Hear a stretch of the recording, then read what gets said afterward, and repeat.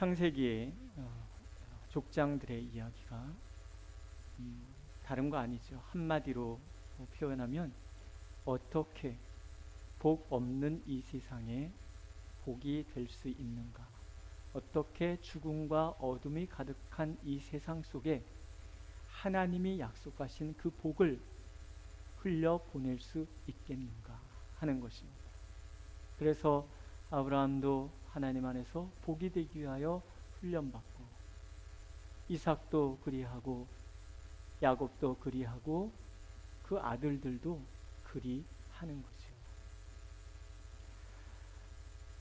아직 형들을 완벽하게 신뢰할 수는 없습니다. 이들이 얼마나 변했는지를 알 수 없잖아요.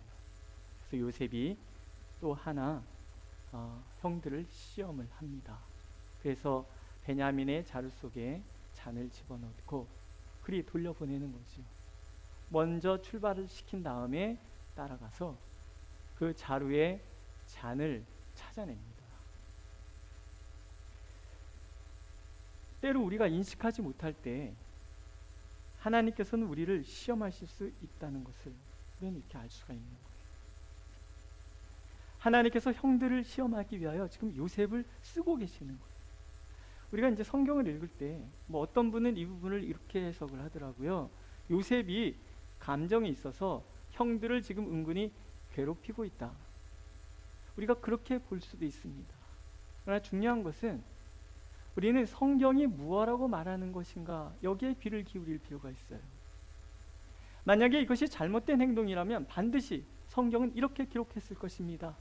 요셉이 그 원한을 잊지 못하였더라. 그런 얘기가 없어요. 그 얘기는 지금 하나님의 허락하에 요셉이 하나님의 대리자로서 형들의 수준을 지금 시험하고 있다는 거예요. 오늘 우리의 삶 가운데도 우리가 이해하지 못하는 그런 순간 속에 하나님께서 나를 시험할 수 있는 거예요.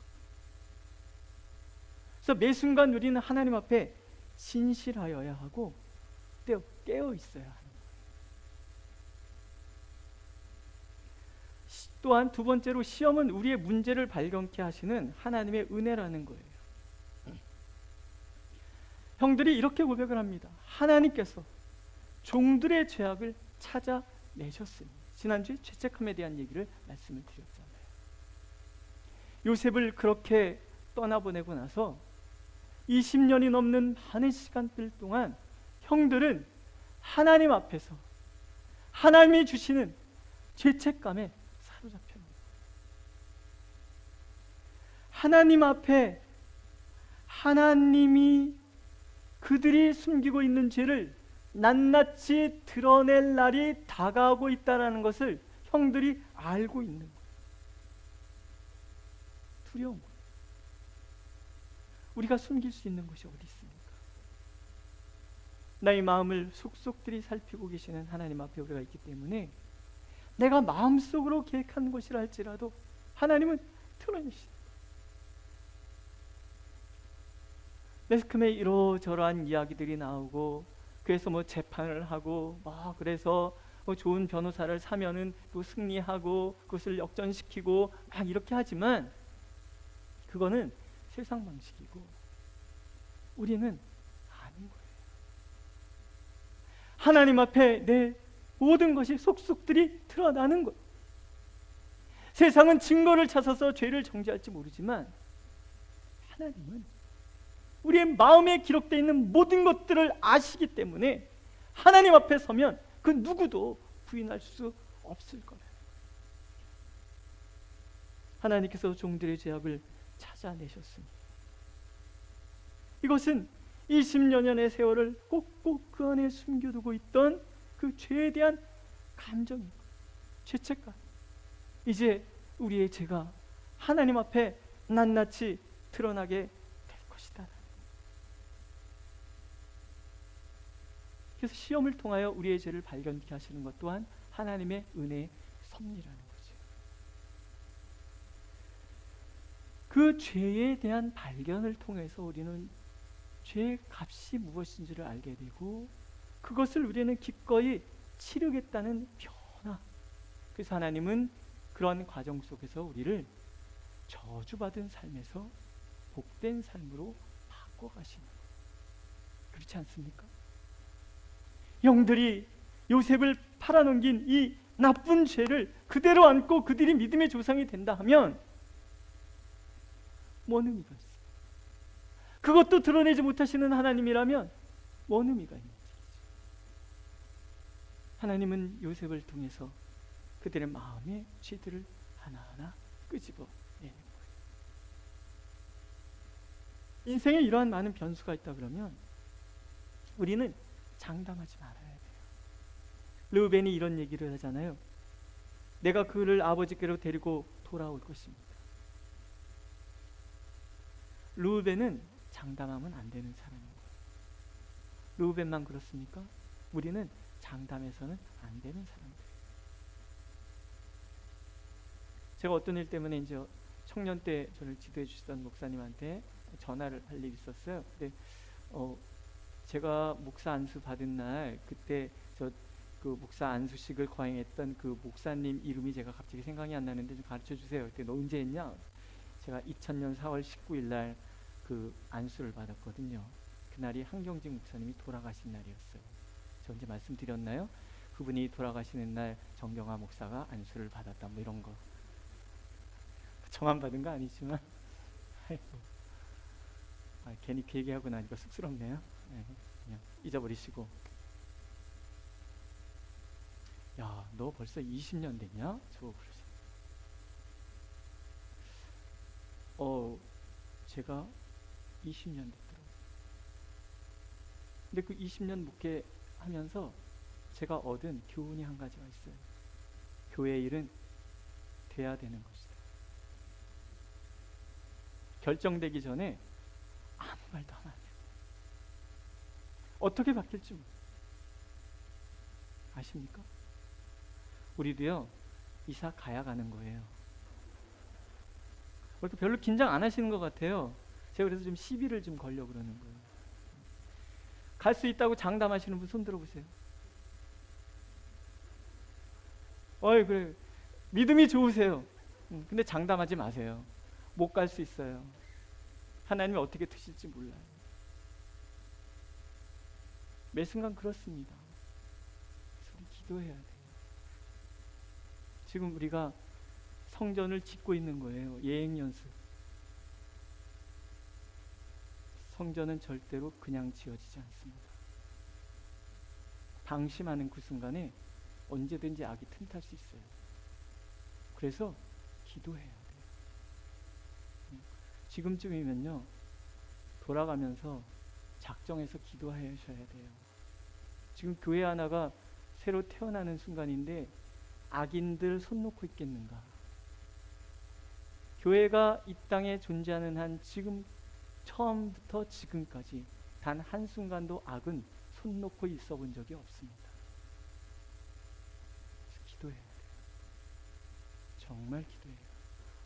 거기에 아무런 사고도 나지 않도록 기도해야 돼요. 네? 거기에 살인 무기들이 막 왔다 갔다 하고 있더라고요. 톱, 망치, 못, 총, 뭐 큰 나무들 들고 막 날르는데 뭔 일이 어찌합니까? 기도해야 돼요. 그래서 저는 교회 일은 절대 장담해서는 안 된다. 교훈을 가슴에 품고 삽니다. 말하기가 그래서 굉장히 조심스럽고 그런 거죠. 믿으십니까? 네. 기도해야 돼요. 자, 요셉을 통해서 하나님 이렇게 시험을 하시고 이 과정을 통해서 우리는 믿음의 조상들이 어떻게 놀랍게 변해됐는지를 발견하게 되는 거예요. 더 이상 유다와 그 형제들은 요셉을 시기하고 치기 어린 그런 어떤 계획이나 세우는 그런 철부지들이 아니었다라는 거예요. 첫 번째 변해, 그들은 하나님을 의식하는 사람들이 되었다. 42장 28절에 보면 그들이 혼이 나서 떨며 서로 돌아보며 말하되 하나님이 어찌하여 이런 일을 우리에게 행하셨는가. 44장 16절에 보면 하나님이 종들의 죄악을 찾아내셨으니 이들은 늘 하나님 앞에 있는. 내가 지금 억울한 것은요, 내가 누구를 억울하게 했기 때문에 그렇다라는 거예요. 지금 형들은 얼마나 억울합니까? 우리들이 한 게 아니에요. 자기들이 한 게 아니에요. 근데 지금 억울하게 당하고 있어요. 누가 하시는 일이에요? 하나님이 하시는 일이에요. 우리가 행한 대로 갚아주시는 거예요. 우리가 누군가에게 기쁨을 줬으면 하나님 기쁨을 주시는 거예요. 누군가의 마음을 아프게 했으면 하나님 그 아픔을 경험하게 하는 거예요. 내가 누군가에게 슬픔을 주면 내가 그 슬픔을 경험하게 하시는 거예요. 왜? 그래야 내가 아픔을 이해하잖아요. 그래야 내가 한 행동이 얼마나 잘못된 행동인지를 알게 되잖아요. 사람이 무엇으로 심든지 그대로 거두리라. 자기의 육체를 위하여 심는 자는 육체로부터 썩어진 것을 거두고 성령을 위하여 심는 자는 성령으로부터 영생을 거두리라. 우리가 선을 행하되 낙심하지 말지니 피곤하지 아니하면 때가 이름에 거두리라. 우리가 행한 모든 것이 내 육적인 욕망, 죄된 욕망에 사로잡혀 행한 것이라면 그것은 반드시 그런 열매를 맺는 거예요. 하나님께서는 또한 우리가 영적으로 하나님 앞에서 우리가 심는 거라면 때로 그것이 이루어지지 않아서 낙심될 때 있지만 낙심하지 말지니 때가 되면 반드시 열매 맺게 해 주신다는 거예요. 늘 하나님 앞에 우리가 있는 거예요. 내가 행한 그대로 하나님은 경험하게 해주시고 그 행함 속에 하나님의 열매를 거두게 만들어 주시는 거예요. 육신의 열매를 맺게 됐다면 회개의 자리로 이끄시는 것이고, 성령의 열매를 맺게 해주신다면 이것은 기쁨과 감사의 자리로 우리를 이끄시는 거죠. 우리가 하나님 앞에 있음을 이 형들도 알고 하나님은 이들을 통해서 우리도 알기를 원하시는 거예요. 두 번째 이들의 변화는 함께 하더라는 거예요. 우리가 다 종이 되리이다, 이렇게 얘기해요. 요셉은 발견된 자만 종이 되리라, 이렇게 얘기해요. 알잖아요. 그들이 각자 놀고 있었다는 거. 옛날 형 같으면 그러세요? 그리고 베냐민 내겨놓고 냅다 도망쳤을지도 몰라요. 그렇게 하지 않아요. 다 같이 슬픔을 옷을 찢는 것으로 표현하잖아요. 다 옷을 찢고 짐을 다 바리바리 싸가지고 돌아오는 거예요.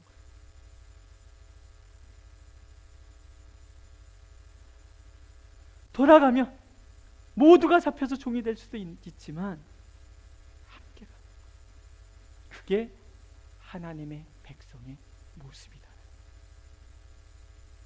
형제도 함께하는 것이고 신앙도 함께 가는 거예요. 그 문제를 해결할 능력은 없더라도 우리가 함께 할 때 그 자리에 하나님께서 함께 해 주신다는 거죠. 야곱이 아들들을 떠나보내면서 이렇게 말하잖아요. 내가 아들을 잃게 되면 이르리로다. 이건 결코 자포자기의 표현이 아니에요. 하나님께서 개입하실 것이다. 하나님의 섭리가 있을 것이라는 분명한 믿음이. 우리는 행불행을 주관할 수도 없고 설명할 수도 없어요. 다 설명할 수 없고 다 주관할 수 없다면 우리 뭘 믿어야 됩니까? 하나님이 사랑하는 자들 삶 속에 개입하실 것이다. 우린 이걸 믿는 거예요.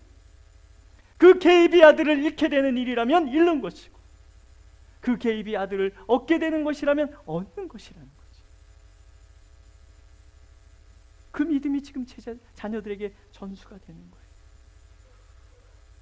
하나님께서는 이 믿음이 자녀들 그 주변에 전파되기를 원하시는 거예요. 그래서 함께 그 상황을 감당하기 위해서 이들이 돌아섭니다. 이게 위대한 거예요. 고린도서에 보면 우리가 한 지체라 그랬어. 또 우리가 한 지체가 고통을 당하면 온몸이 아프다 그러죠. 그렇지 않으십니까? 제가 입에 구열이 자주 납니다. 제일 약한 데가 이 입술인 것 같아요. 이 구열이 나면요 찢어지잖아요. 그러면 온몸이 사실 아파요. 내 부분 어디가 아프면 온몸이 아픈 거예요. 우리는 이렇게 보면서 너 무릎 너 아파? 어휴 아프겠다 그러지 않습니다. 무릎이 아프면 온몸이 아유 이러잖아요. 그죠? 그런단 말이에요. 참 죄송한 말씀인데 어느 순간인가 나이가 들다 보니까 죄송해요. 일어날 때마다 아구구구구 이러고 나요. 앉을 때도 아구구구 이러고 앉아요. 저희 교회 전에 다니던 교회 10살짜리 꼬마가 어느 날 이렇게 질문을 심각하게 던졌어요. 왜 어른들은 아구구구 하고 일어나? 너도 내 나이 대봐.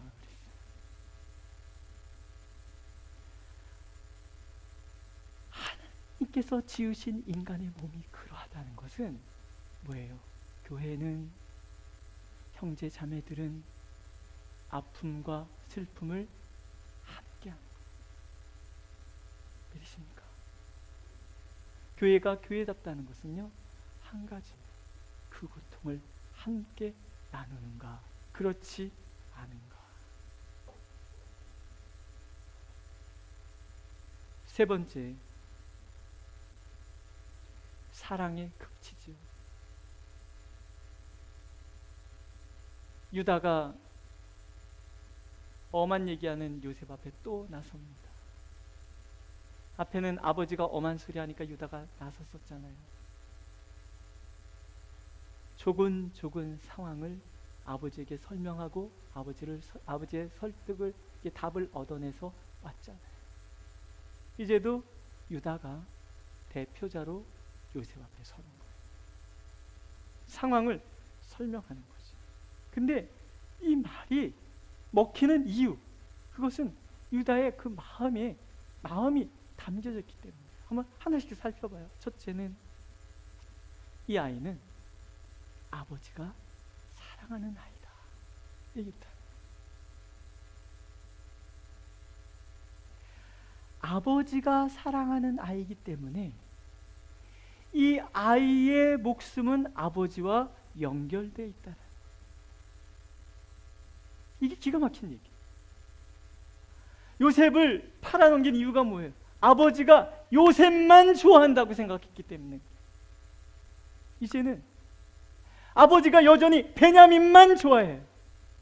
그런데 이제 유다는 어떻게 그것을 보냐면 아버지가 그 아이를 사랑해서 아버지의 생명과 그 아이의 생명이 연결돼 있다. 이것은 부정할 것이 아니라 받아들이고 인정해야 된다는 것을 말합니다. 이게 성숙해지는 거예요.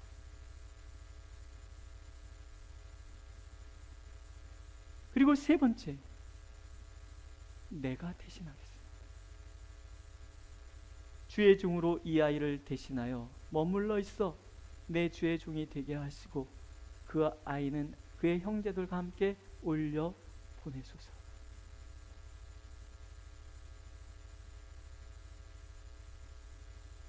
이 말이 쉬운 말인가요? 어려운 말인가요? 누구를 대신해서 일생을 건다는 것은 웬만해서는 할 수 없는 말이에요. 자, 이들이 어떻게 변했어요? 하나씩 따져보면, 첫째, 타인의 아픔을 자신의 아픔으로 받아들이기 시작해요. 베냐민에게 닥친 불행을 자기들의 불행으로 받아들여서 옷을 찢고 그 불행의 자리에 함께 동참하는 거예요. 두 번째는 자신의 관점이 아니라 이제 타인의 관점으로 상황을 보기 시작해요. 전에는 나만 알았어요. 나 중심의 사고를 했어요. 그러나 이제는 상대방의 입장에 서서 말할 수 있는 그런 성숙함에 이르는 거예요. 아버지 입장에도 서보고 베냐민의 입장에도 서보고 형제들의 입장에 다 서보는 거예요. 이게 성숙함인 거예요. 전에는 내 아픔만이 전부예요. 그래서 나를 알아달라고 얘기를 자꾸 해요. 나 힘들다고, 어렵다고 얘기를 해요. 그럴 때 목사는요, 뭐라고 얘기를 합니까? 아이고 그러시구나, 아유 그랬구나, 아이고 속상하구나, 아유 우리 권사님 얼마나 힘들었을까, 아이고 우리 집사님 얼마나 아팠을까. 예? 이 말이 달라지는 거예요. 그러다가 그 단계를 넘어서 내가 조금 더 성숙해지면요, 이렇게 얘기 시작해요. 아유 그때는 제가요 저밖에 몰랐어요. 그 사람은 얼마나 힘들었을까요? 입장 바꿔놓고 생각하기 시작하는 거예요. 이게 그 다음에 성숙한 거예요.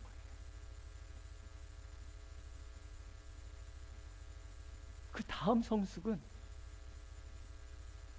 내가 그 아픔을 대신하겠습니다. 이게 하나님이 원하시는 신앙의 모습이라. 나의 아픔에서 타인의 아픔으로, 나의 관점에 매여 있던 것이 아니라 이제는 타인의 관점으로 입장 바꿔놓고 생각하기 시작하는 거예요. 나아가 다른 사람이 짊어져야 될 짐을 대신 짊어지는 거예요. 누가 그러셨어요? 예수 그리스도께서. 우리의 아픔을 예수께서 가져가시는 거예요. 그 아픔을 아시기 때문에 나의 입장에서 예수님은 항상 생각해 주신다는 거예요. 상한 갈 때도 꺾지 않고 꺼져가는 심지도 그래서 끄지 않으시는 거예요.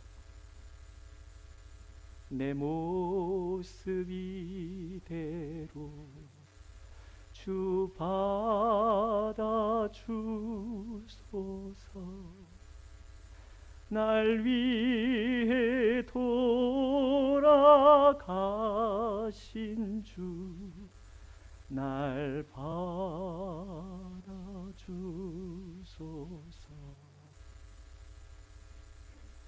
내 모습을 다 아세요. 내 아픔을 다 아세요. 내가 무엇을 잘못한지도 다 아시고, 내가 어떤 삶의 자리에서 고통받고 있는지를 다 아시는 거예요. 오셔서 짊어지세요. 내 모든 염려를 다 주께 맡겨버리라. 왜?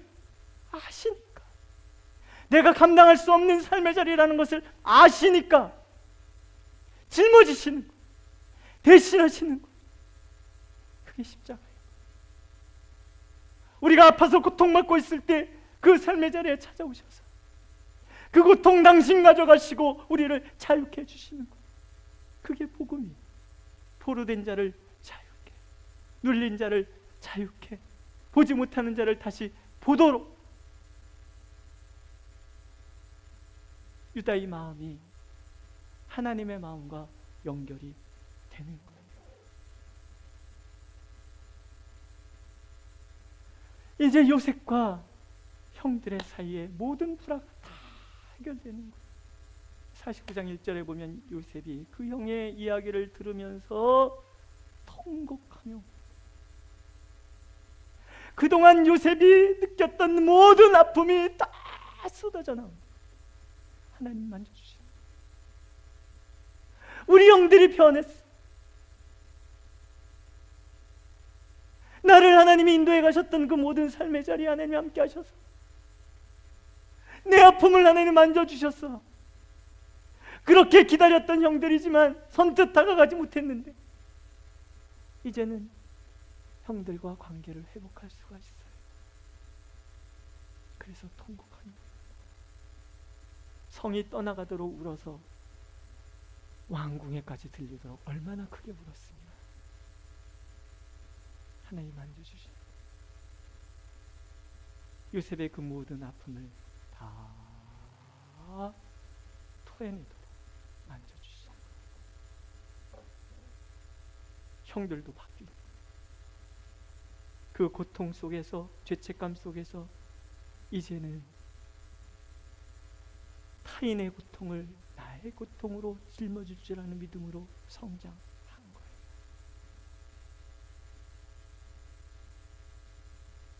오늘도 하나님 우리를 만나고 계십니다. 우리 예원 참된 교회 한 분 한 분, 저는요, 우리를 떠나보내는 참된 교회 성도 한 사람 한 사람 하나님 그렇게 만져주시고 계시다고 믿습니다. 우리 참 얼마 전까지만 해도 같이 족구하고 같이 농담하던, 같이 수다 떨던, 같이 봉사하던 우리들이잖아요. 회복시켜 주실 거예요. 놀라운 은혜로 만져주실 거예요. 여러분들의 마음에 그 아픔들, 분노 다 쏟아내도록 하나님 만들어 주실 거예요. 남은 자들의 그 아픔도 다 쏟아내도록 만들어 주실 거예요. 우리는 하나님 나라에서 다 만날 사람들이잖아요. 믿으십니까? 함께 신앙생활하며 함께 손잡고 주님 앞에 서서 영원히 그분이 주시는 그 복락을 누려야 될 하나님의 자녀들인 거예요. 끝나는 거예요. 어느 순간이 되면 모든 것이 다 끝나는 날이 오는 거예요. 다 주의 종이 되겠나이다 형들이 얘기하잖아요. 요셉의 꿈이 이렇게 완성되는 거예요. 결국 모든 것은 어떻게 견디느냐의 문제입니다. 내 고통의 자리에 하나님이 계시다는 믿음, 요셉이 견디잖아요. 형들은 형들대로 아픔의 시간들을 보내는 거예요.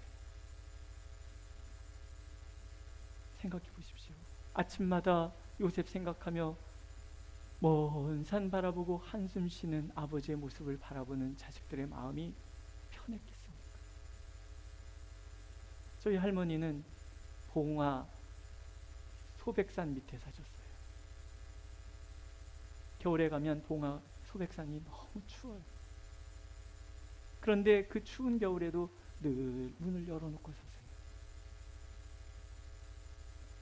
손주를 4명이나 먼저 보내시고 맏아들 먼저 보내시고, 그 아픔을 그분은 그렇게 표현하시더라고요. 요셉을 떠나보낸 야곱의 마음들 어떠했겠는가? 누가 보고 계세요? 하나님이 보고 계십니다. 그래서 모든 것이 합력하여 뭐가 되도록? 선이 되도록. 그 모든 결과의 끝자락에는 성숙이 합니다. 우리 서로 부족하구나.